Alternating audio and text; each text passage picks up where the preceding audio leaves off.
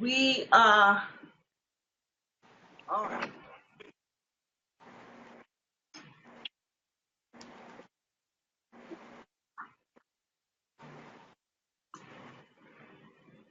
Well, we're on, and this is Man Cave Conversations, and it's just such a blast to have you guys. Can you believe this is segment number 11? 11. We've done 11 of these, and even today, my inbox is full of people talking about how difficult it is to not acknowledge what is being said, but to apply what is being said to our lives. And, I acknowledge that. If we've been doing things a certain way for a long time, to make that change is sometimes difficult, but it's very, very necessary. So tonight I have some men who have invited us into the man cave. I want to just kind of talk a little bit about some of the problems that people had with the segment last night, that it was a hard pill to swallow. And sometimes medicine that's good for you kind of sticks in the throat, but we have to try to get it down. All right, get it down. When we talked about Abigail and we talked about Nabal, we talked about dishonor, and we're going to break that down a little bit and show how the end, especially for a man, does not necessarily justify the means. If he wants to be part of the process, he is leader as per the Bible. The head is at the top, so we have to allow that to happen, even when it feels uncomfortable. So tonight we want to talk a little bit more. I encourage you to invite your friends. So I learned that on the left-hand side of your page, there is a share button, there's an invite button. I'm going to give you a few seconds to invite your friends. We want the viewership to be really big tonight, really, really, really big. We have it at this time because the kids should be sleeping. You should be in your PJs, except if you're on the broadcast, like the guys. We can't be in our PJs yet. But this is a sacrifice for us. One of our guests, this is past his bedtime. I wouldn't call any names, Johnny, but this is past his bedtime, and he is sharing this time with us. We have people from moreover, I think California, well, whatever, they're out an hour behind us, and they're sacrificing this time to come spend with us. So I want you to invite. Don't be selfish. Come on. Take a moment and invite your friends. I'm waiting, and I'm looking on Facebook. When you see me looking at the side, I'm looking at Facebook just to see if you're inviting people. Okay, so we don't have a lot of people right now. We have like 33 people watching. We need that to be like 100 times more. So come on, invite. This is going to be good. This is going to help you. I'm still waiting. So tonight we have Charles Dixon, and Charles has been on a few times, right, Charles? A few times? Yes. So we're happy to have you again. And we also have Mr. Chris. Chris, can you say hi to our listening and viewing audience? Hello, everybody. Yes. So Chris, tell us a little bit about yourself. So I'm Chris Colander, a pastor of Free Grace Worship Center in Hempstead. Also a active bloggist and communicator, mentor, teacher, world traveler, a couple of Well, okay. And the resume goes on and on. Did I hear you say that you're a pastor? Yes. Okay, so we're going to have a segment coming up later on because I think that you're a single pastor, right? Yes. Uh-huh. So we're going to have some single pastors on, so we're going to have you back. Okay, so we have Charles. Charles, you didn't tell us anything about yourself. Tell us who you are. I talked about you a little bit, but tell us a little bit about yourself. While we're doing this, you guys, you should be invited. When I look back, I should see a lot more people on. Invite. So Charles, tell me about yourself. Okay, my 9 to 5, so to speak. I work in the legal industry. I've been working in the legal industry for over 20, 25 years. Aside from that, I'm an avid musician. I go by the name The Liberal Soul. So I've been, writing songs, singing, performing for years now. So that's there. I also have home decor design business as well as a contracting business of sort of my 9 to 5. It's like legal. I sort of help people with copywriting songs, getting patents for ideas and trademarking names, things like that. Nice, nice, nice. And you can sing. I mean, like, probably Bishop, Pastor Chris will invite you to come to New York and sing at his church. Plug, plug, hint, hint. And then we have Mr. Johnny. Come on, tell us about yourself. Hold on a second. Charles, are you single? Single and not married.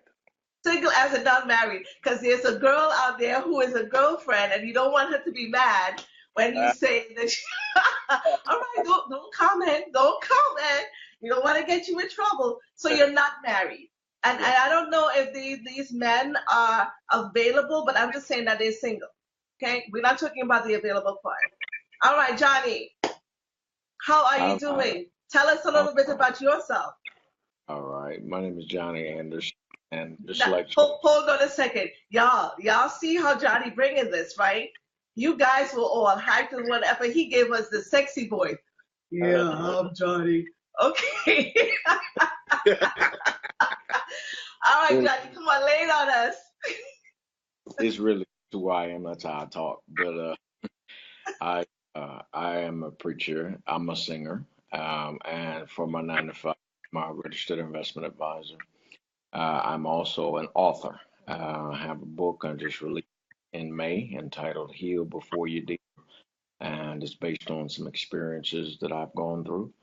Um, I am single, but not like Charles said. So You guys are funny because somebody is going to be there like, oh, so you're single. Because one of the things that we learned during this time is how important status is for women. They want you to put it out there that I am in a relationship. And don't put I'm in a relationship. You better put I'm in a relationship with Cheryl, or you're going to be in trouble. So, guys, we would not get you into trouble tonight. yeah, well, any women that I entertain never go for any of that stuff anyway. Oh, nice. So, Johnny, before we start, tell us a little bit about give us a sneak peek into your book and how can we get it? All right, excellent. You can go to Amazon. You can get it from Barnes and Nobles. The book was based on my experiences. I have been through 2 divorces, and they were very painful. But when I looked at everything that occurred in both, it was things in me that I should have taken the time to address that I did. And I basically just inflicted pain on people because I was looking for something instead of allowing myself to really find what I needed in God before I looked anywhere. And God really spoke to me and gave me a few things. So there are about 5 or 6 lessons where I talk about different things. For example, learning how to love yourself. I have another chapter entitled "Repeat and Delete." So there are things that you will learn, so you have to repeat. You can delete. Um, Another section is entitled "My Pain Is Not in Vain." There are lessons that we have to learn from pain, so that we can. That's one of the things that we want people to understand. And I think everyone who comes onto the broadcast, we have gone through pain, but it should not be in vain. And it should be, as we have gone through it, that we help someone Correct. to not fall into that trap. Correct. I want to delve into our topic tonight. I want, to give everyone a chance. I'm going to start with a pastor. And one of the things, I think Charles has never been married. Both Chris and Johnny have been married. And so we have a nice combination of and Pastor Johnny. And Johnny said that he's been married twice. So I think we have a room full of men that will give us some very important information. One of my clients said to me that she does not understand. She's living with her husband who is going through a health problem, and the health problem is affecting their sexual life. In fact, I don't know if you guys have ever heard a woman, or maybe you have, be crying out like, "Oh my gosh, it's been 2 months and we haven't had sex. It's been 2 years." That is her cry. And she seemed to be very frustrated. And she's not just frustrated by the fact that he has an illness. She's frustrated that he is not allowing her to be part of the healing, to be part of his whatever that process is. So my question, starting with Pastor Chris, is how do men deal with crisis in their life, not just physical crisis, but the loss of a job? And I want to tag on when you say that. I also need you guys, you can answer later on. Tell me how a woman should help a man during that time. Pastor Chris. I think men handle crises very differently depending on the man. But generally speaking, what I realized, recognized, talking to others, and even in my own life, is that when crises happens for us, we have to be able to reconcile it for ourselves first. We have to be able to work through it, be able to come to concrete resolves within our own inner selves, because many times we're challenged with our own inadequacies, our own emotions, our own resolutions that we have not arrived to. So for us to talk to someone that may be our significant other or intimate or wife or girlfriend puts us it creates more tension and stress and vulnerability.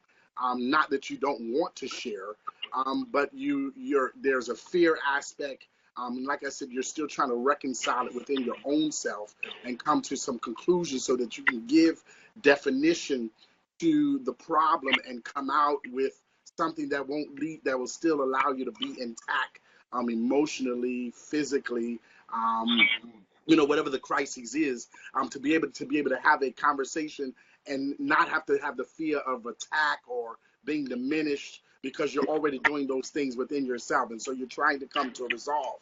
And so during that period of resolution within your own self, the closeness of the relationship makes it even more sensitive for you. Wow.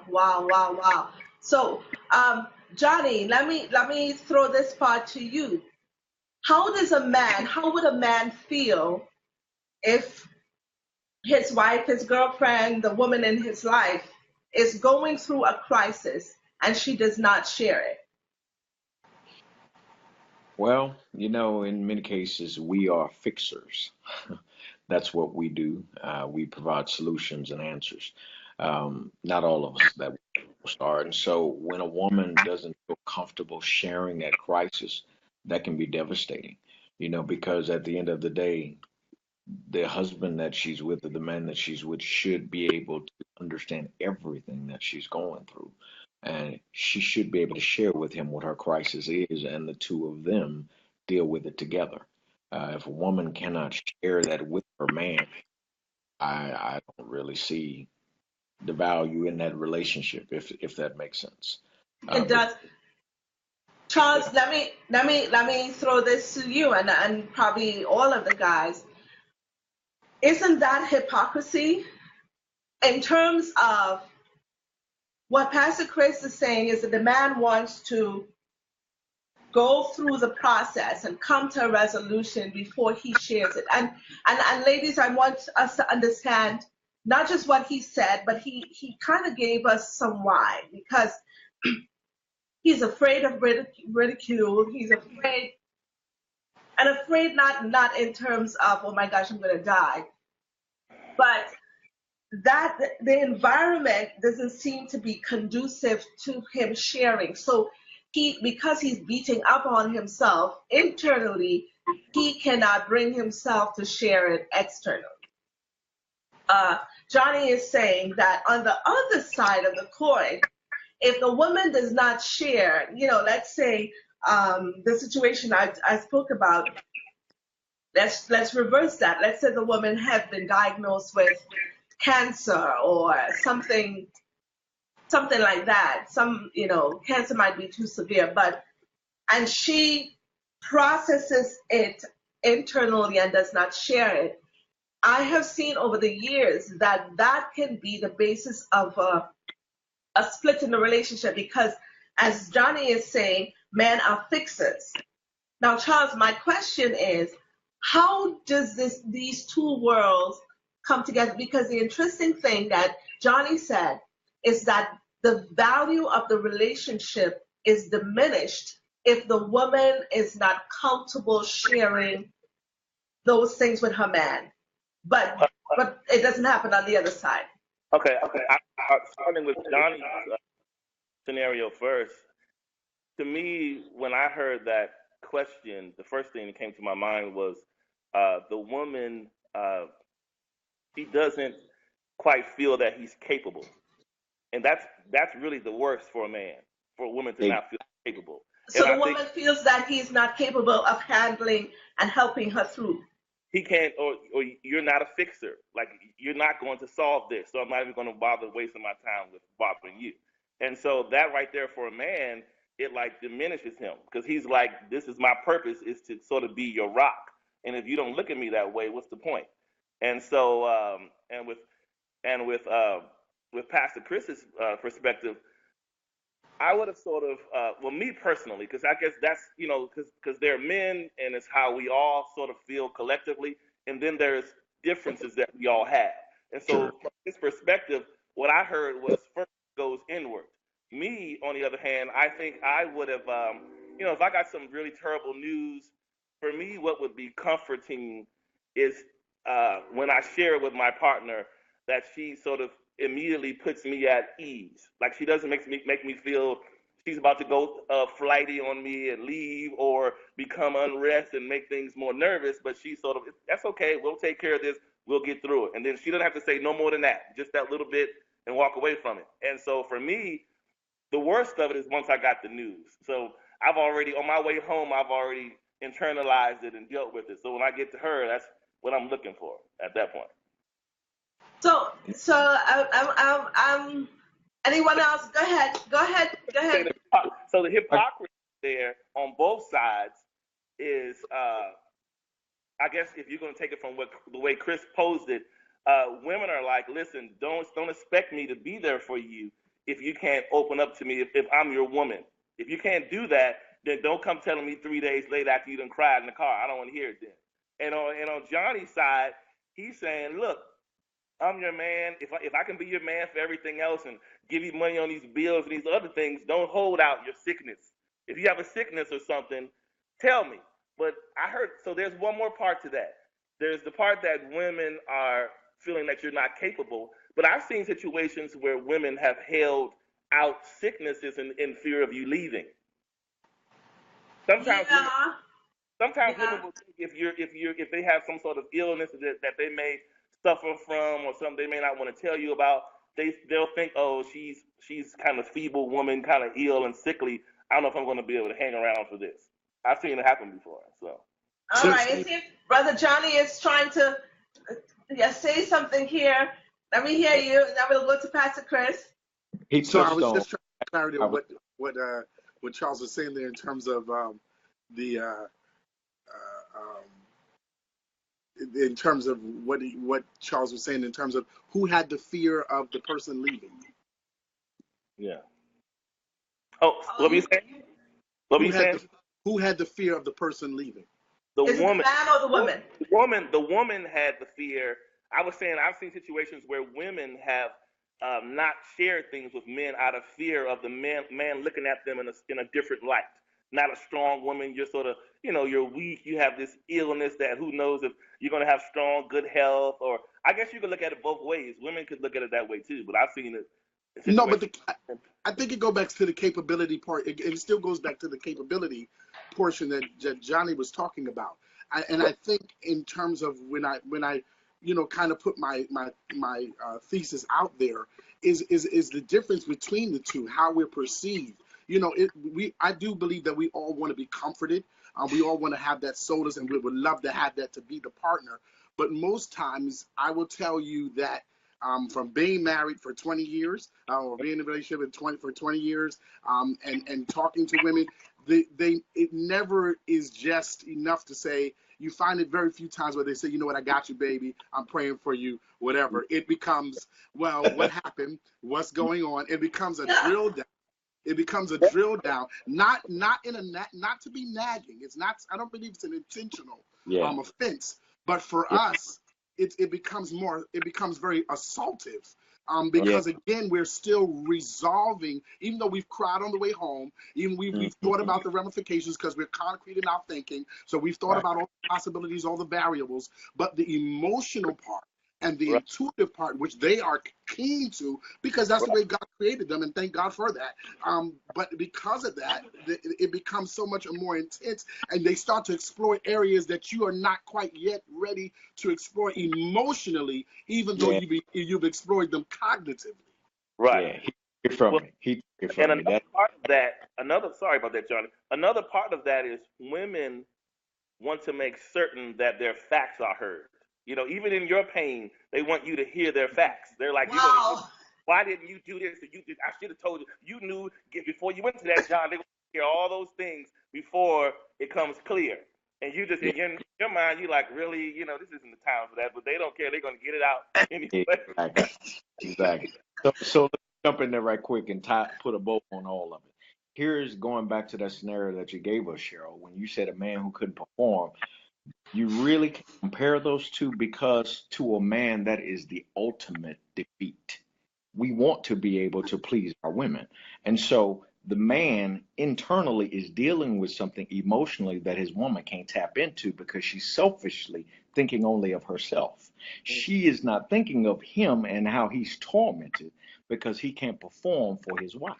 And so that woman is truly being selfish. So what she has to consider is, does she really love him enough to work with him till he get to the point that he can perform?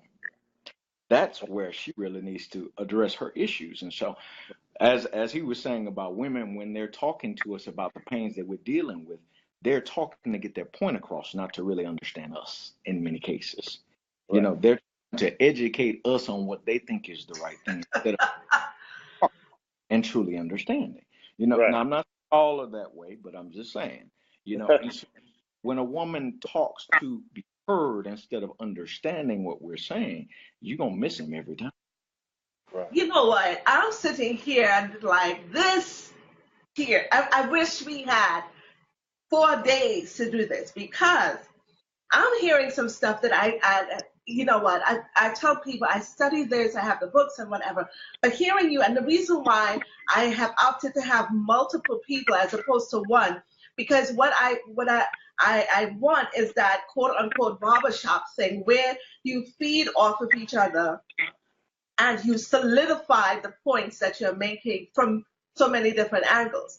Because I heard tonight, and ladies, I don't know what the comments, I'm trying to read the comments as we go. People probably cursing y'all out, because it sounds like, if I heard Pastor Chris said that he cries in the car, he comes out, and then she's asking. So he comes home and he says, I lost my job. So the question is, what did you do? What did you do? Was it because you were always late? Are you going to get unemployment? What is going to happen with all of that? If I'm hearing you guys correctly, although those questions in the mind of the woman are legitimate questions, at that point, you're struggling with that internally as the head, as the leader, as a man, because you're going through that, and you really help me, correct me if I'm wrong. You don't want to face reality just yet. Not No, wait, hold on. I don't know if it's about reality. I don't know if it's about reality. You are faced with reality because you're living the reality. right. But for us, silence is golden. For us, silence is golden. You saw Johnny, he's praising the Lord. Silence is golden. See, Charles said something very, very unique. He said he wants to come and find a place of solitude. So nonverbal communication for us can be as loud as verbal communication if it's properly applied. So silence for us is like Superman in the Fortress of Solitude. He gathers himself, he pulls himself together so that he can have an intelligent conversation. Because for most men, not most men, let me not do it, I don't like to make lost statements, but for many men, the command of the language to express what we feel adequately often gets misinterpreted or lost in translation. And so I know with me, I like to be well understood. I have command of the language. I speak very well. And for me, if I say something, don't try to read into what I'm saying. I'm saying what I am saying. And so if you need clarity, you have to take a step back, especially if you're an alpha male, which I am, right? If you're an alpha male, it becomes even more challenging, right, Johnny? If you're an alpha male, becomes more challenging. But to try to decipher, that's not the moment to do that. You've got to just listen, do like Charles said, hey, come here, baby. You lost your job. We'll talk about it later. You hungry? You gotta know how to navigate, because we compartmentalize. Whereas I believe the other spiritual species does not. Guys don't compartmentalize. I was reading something. You use both sides of your brain at the same time. Yes. We don't do that. We don't do that. So Pastor Chris, here's where the disconnect comes.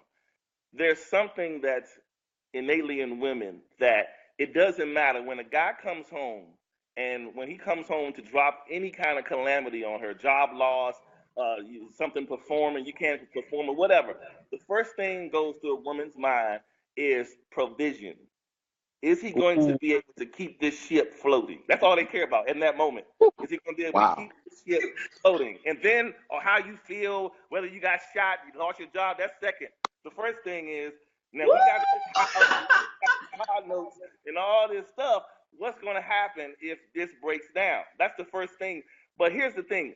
To answer your question, Cheryl, about how do you kind of fix that sort of hypocrisy? If both sides can both see that beautiful things are formed in fire, through fire. So fire represents the situations on both sides, the sickness or the job loss. If both people can say, as a man, this is when she needs me most, so I'm going to position myself to be able to receive from her whenever she feels comfortable to say it to me, and vice versa to the man. That's when the fire can brew and the relationship can grow, and both of you all can grow to be stronger together. But oftentimes somebody's left there doing a stick like this, and the other person left, so there is no fire. It's just cold, and eventually it dissipates and breaks up. But you guys know, you have people who, if you've lived past 20, right, you guys know that the biggest challenge for a female is to be quiet. Yeah. You know that, right? Well, let me address. I know you don't have to say it out loud for your girlfriends or your significant person to hear. Nope. All right, Johnny. We don't want you to be quiet. We want you to learn timing. Oh, Jesus, wow. Yes. Ooh. The most important Pass thing. the offering basket. Pass the offering basket. We love hearing the voice of our woman. It's calming, it's peaceful, and it's encouraging and supportive. But on the other hand, there are times where she does ask questions. You have to know the time. You can't attack him as soon as he walks through the door. You just have to really think and pray and discern when it's the time to go forth and address issues. And a lot of women don't do that. And the man would rather go somewhere else than come home because his woman has not learned how to make his home peaceful. Yeah. Okay. uh, how do you, well, I don't know if that's a question for you guys, and probably Pastor Chris, because you're a pastor, you pastor both male and female. You have that scenario where, because one of the things that I have seen in my own practice as a therapist is I have had situations where there was a man who he was working full time, lost his full time position, and became part time. And he was part time for probably about 3 years when they came, and they came to me for something that was totally different. But just in the exploring of some conversations that we have, found out his wife never knew that he was part time because he kept going to work at, let's say, whatever time in the morning, coming back late in the night or whatever. And but what was troubling him, what the problem was, he was saying he was working full time and getting part time pay. And probably this comes down to what Charles is saying.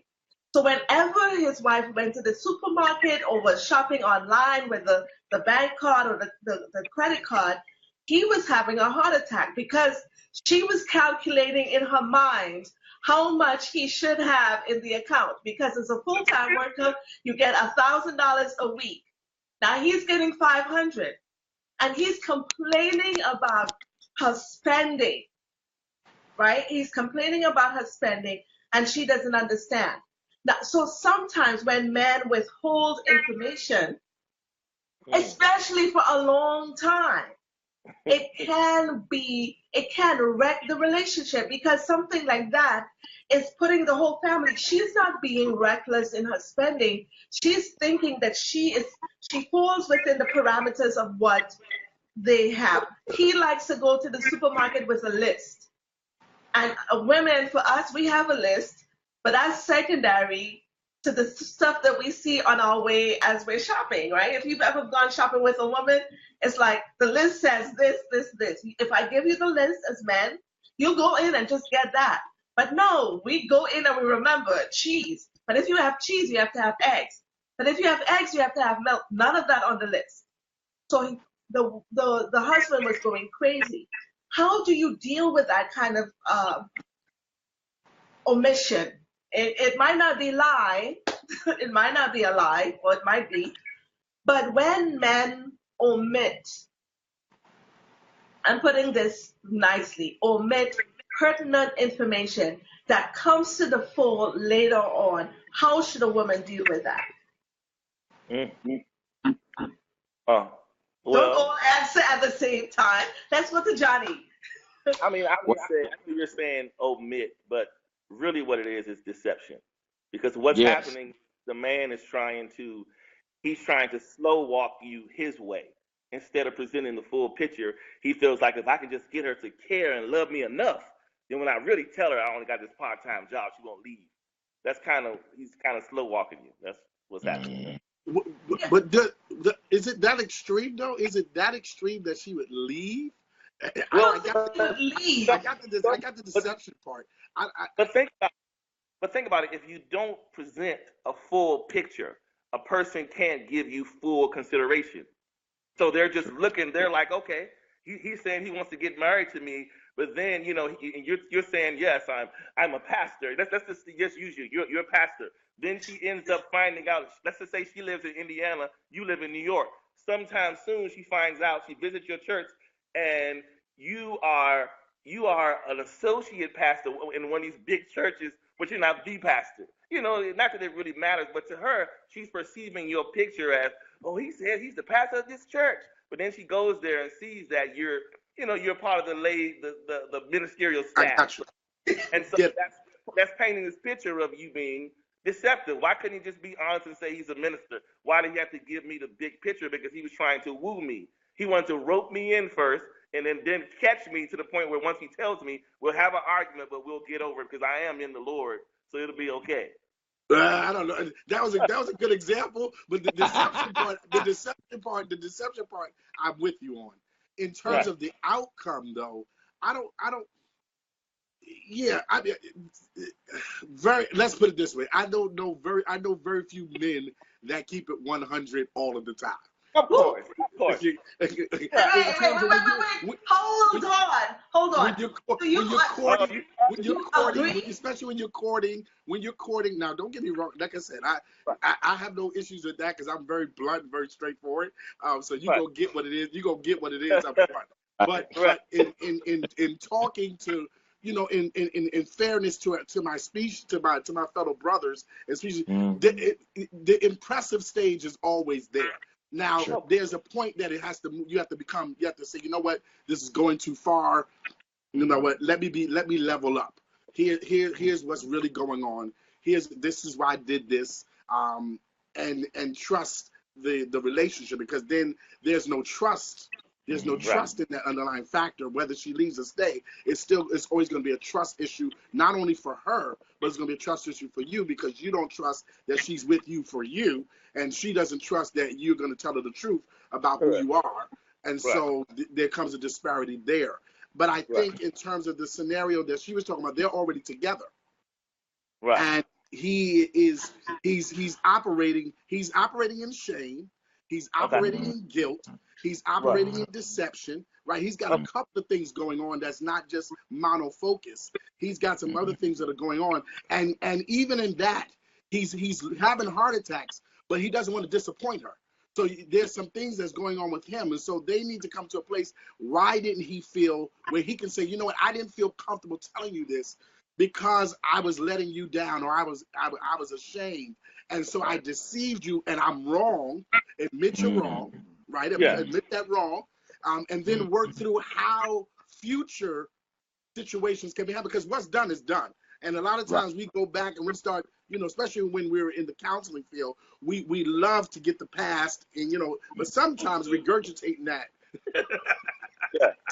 can cause more harm than good. But there's I like the fact that you said that he was feeling shame.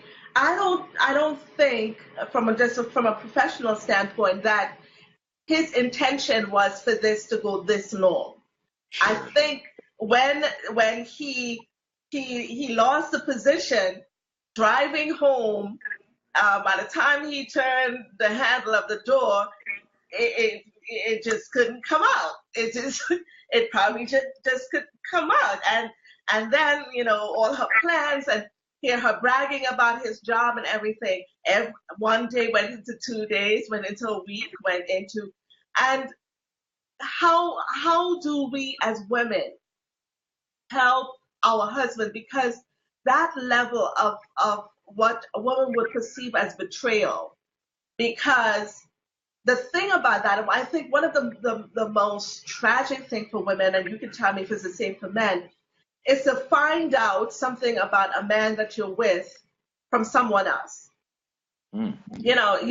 You're something is happening, or you find out that he's ill from someone else. You find out he lost his job from someone else. You find out that somebody died from someone else.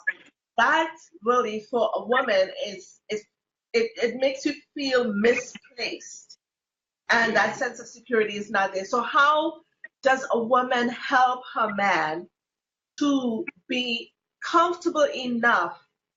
Because especially in marriage, the vow we took is for better and worse.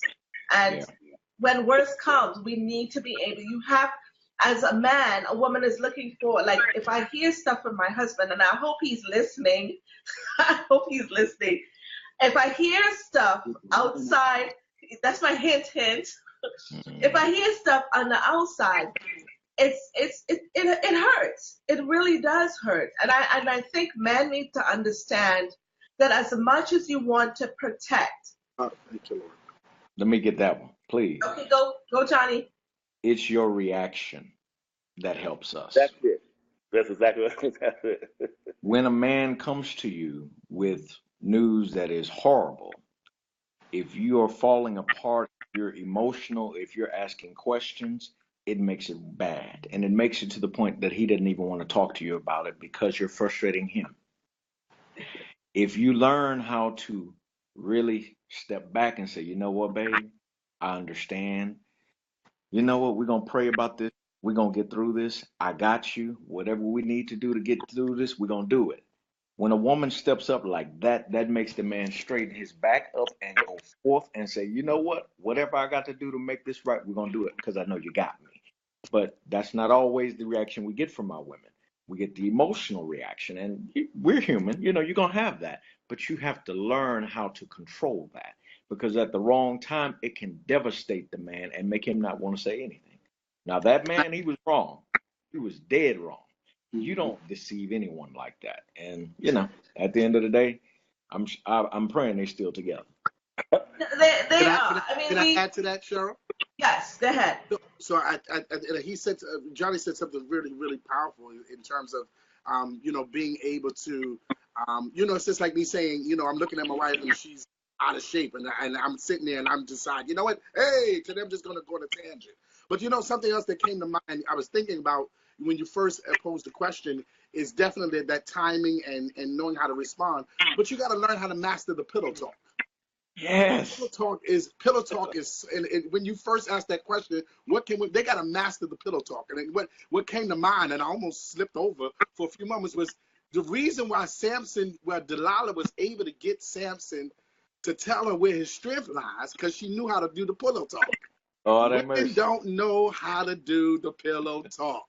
You guys need to get my book because Delilah is one of the thing. I said we need to get the tips from Delilah. Everybody talks about her as bad, but our girl got some skills that a lot of us. She was good. She knew how to get them live. She knew how to get that hair down.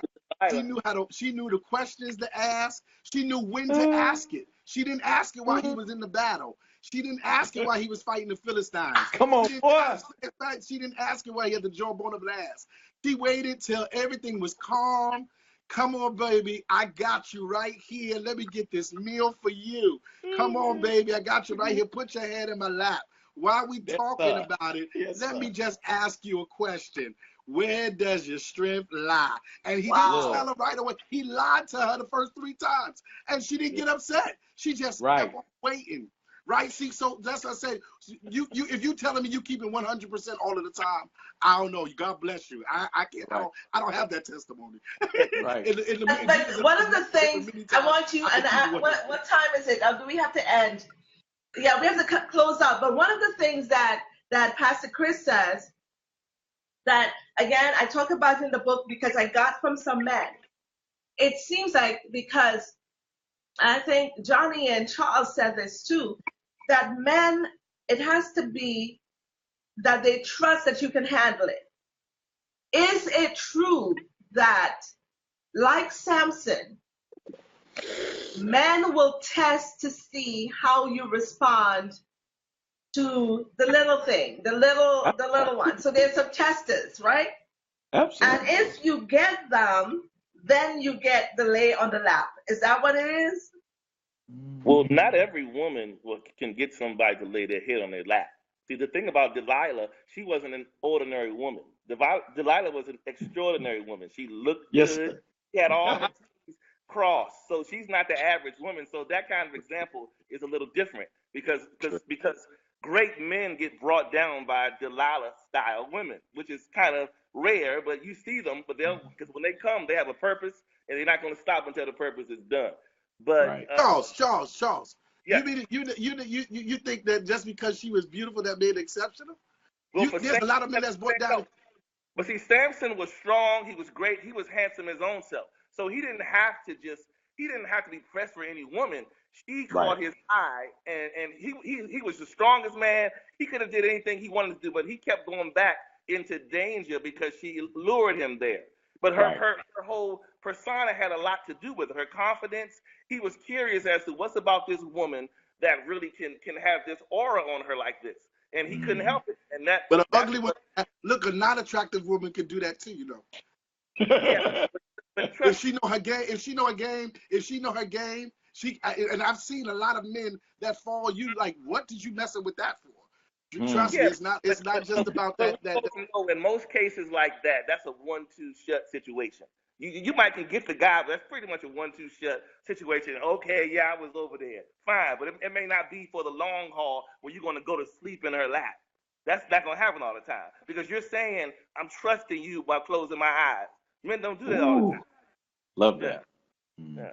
And Listen, I want to stay here all night with this. This is like some really, really, really good stuff. I mean, like, whoa, whoa, whoa, whoa. He trusted her, and so he closed his eyes. I'm going to explore that a little bit. But I know though, sometimes, especially in extramarital relationship, you would find a man who have a banging woman. I mean, banging body, she is great job, all of that, and he leaves that and he goes in for someone told me don't say that, but for Boquisha around the way, you look like what? She has she's not as qualified, she's not as, have Right, the finesse and whatever. right. But something about her, because Delilah is not necessarily a person, but the spirit of the woman that is able to create the atmosphere for the man. So she can be closed inside of a quote unquote ugly woman.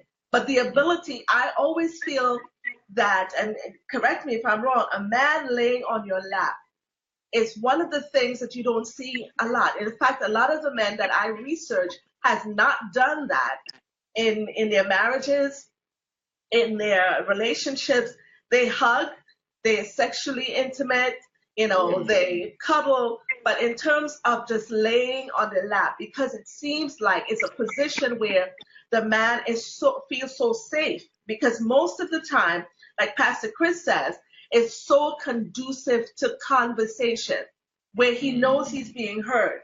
So that lap thing, I don't know if I'm not going to ask you guys your personal business, how many of you have laid on the lap, but a lot of men have not.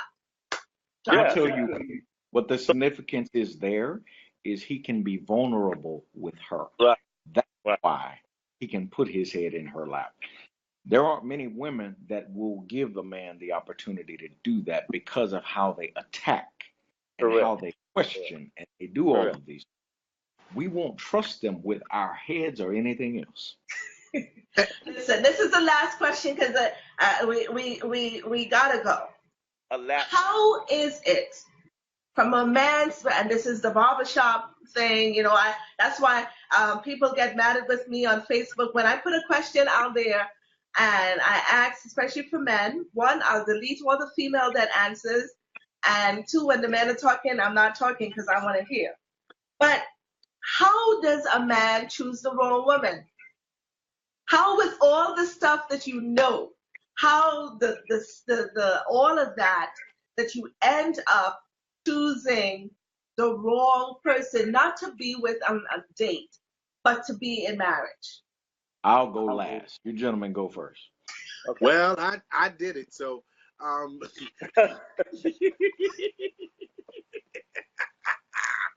did it. There's a lot of variables. I don't think it's a one-shot deal, and it doesn't mean that the person that I married was a bad person. We just were not supposed to be together in that particular way. We would have just been friends. We would have been great friends to this day, but we didn't stay friends. I think you get caught up in sometimes your goals. Sometimes your goals can distract you. Sometimes who you are, what you're tied to. You can kind of get one track. You're not looking at the big picture. Sometimes you're looking at a couple of things and you think that you can make it work. Because we are the fixers and we are the ones. So we figure, you know what, this is not right, but I can make this work because in my scheme, this is how I want it to work out in a nutshell. So I think you choose that wrong person because you're looking at you're not able to see the bigger picture and the long haul in its true form. You're thinking about how you can make it work for yourself, because that's what we do. We think about how we can make it work for ourselves. Correct. Okay, Charles? I think I look at it slightly different. I think like what Pastor Chris talked about, he said that he felt the situation was never meant to be in that situation. I look at it like wrong people teach good lessons, so it's necessary. They were wrong, but but the purpose of them, if you never went that way, you just would have went another direction and made the same mistake. So wrong people teach good lessons. And so you just have to, if you are unfortunate enough to be in a situation where you choose wrong and you marry the person, but you're fortunate to get out, you need to take that as a blessed lesson and move on and make a better decision. But if it were me, since I was the person that haven't been married before, but if I'm choosing someone, if I'm thinking that way, I would say the best way, and this is a hard way for men, you have to choose beyond your flesh. Most of us stick close to the flesh realm. If you got a good job, okay, she said she'll go to church, but if she look good, that's kind of, we stay in that center. But if you kind of go beyond that and look at the times when you come home and you lost your job, or you may not want to tell her, because for me, one of the things I wanted to mention to you earlier was, for me, there's a way a woman looks at you in the beginning of the relationship or marriage. There's a way she looks at you as you the hero. And there's something about when you mess up, or if you break down, or you lose her confidence, she looks at you totally different. And it's hard to live with that. For me, I've seen situations where a woman looked at me like I was Superman, and I remember I deceived her. And after that, it's just every time I looked at her, she just looked at me different, and I couldn't deal with it, just be honest with you. It was just kind of hard because I knew I had lost an important part of her. So for me, it was kind of rough, but that's just my lesson. All right, Well, that's Johnny. Charles touched on where I was going, but I'm gonna still go there just a different way, because I've done it myself. Many of us marry for passion and not purpose. Right. When you learn what your purpose is, and when God shows you what the call and the anointing is for your life and what He wants you to do, the woman, or for women, the man that God has for you will be in line with what you are supposed to do. Right. Many times we choose people who are in competition with us, but Right. they fine, and Right. and we won't get with them. I've been Right. there. I'm testifying. But when you get past that and you say, God, you know what? I want what you want for me. Yeah. Send me someone who will walk with me and help me accomplish the things that you told me to do. That's when you'll find the right person. But see, we let our eyes lead us to the person when it should be truly the spirit. That's Right. all I got. Well, man, we have to close out. I definitely would like to have you guys back. You guys are tempting me to have this more often. September, I think we're kind of like the middle of this, and this is just so good. You guys are helping so many women. I get it in my inbox. Some of them, the testimonies I post as well, because we're helping. And I want to get some final words from you guys, and I'm going to ask Pastor Chris as the pastor to close us out in prayer. Um, my question, my statement to you would be, just your closing statement would be, if you had to give a word of advice to a young man who is now getting it, he has not messed up, no girlfriends yet, and he's getting into that place, what would be the words of wisdom that you would share with them? We're going to go with Johnny, then Charles, then Pastor Chris, and then after that, we're going to close out. Advice for a young man who is not dating, who is trying to find himself and basically establish himself. He's about to go into a relationship. This is his first relationship. Okay. One of the things that I have learned personally is to pump the brakes and pay attention. Many times we let emotions override wisdom. There are many things that we will see when talking to people and just learning about them that we know we can deal with for the long term, but because we like how they look, we try to work with those things. Pay attention to those things. If you know that you cannot live with those things in that person long term, pump the brakes, readjust, or move on. Thank you, sir. Charles, Same question. same question. Um, I would tell them to be a man at all times. And the reason why, and when I say man, I'm not talking about opening the doors, so to speak. I meant in the way he handles his business, from working to how he handles problems, how he listens, how he's kind to her, because women will respond to a guy that stays consistent with being a man. And if she's not for you, 9 times out of 10, she's gonna shake off of you if you maintain your stand. She's not gonna hang around if she means you no good. And you'll likely attract the type of woman that's for you if you maintain who you are. And just be a man. Keep consistent with doing manly things. Take care of your credit. Keep your career going. That passion for God. All of those things will draw the right positivity to you. Pastor Chris. I think I'm going to be very succinct and just say to thy own self, be true.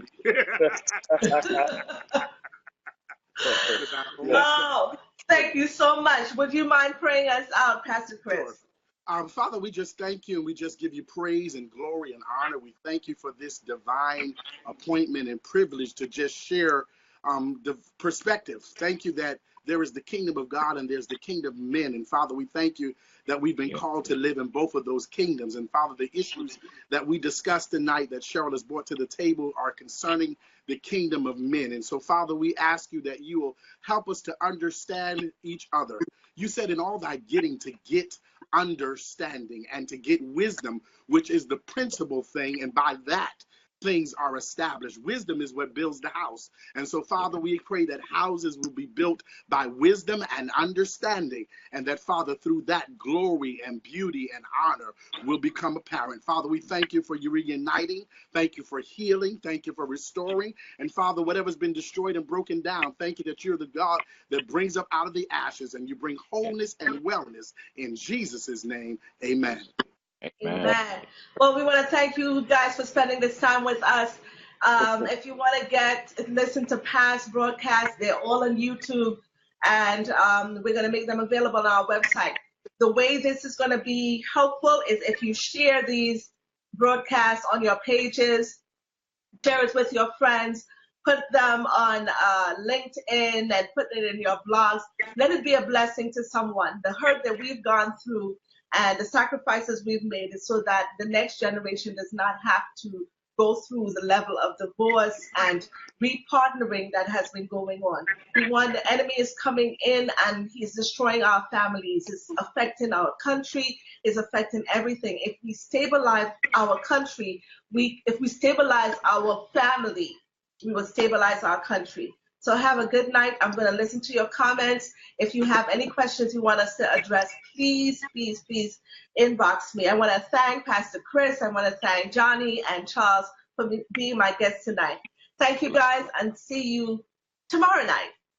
Bye-bye.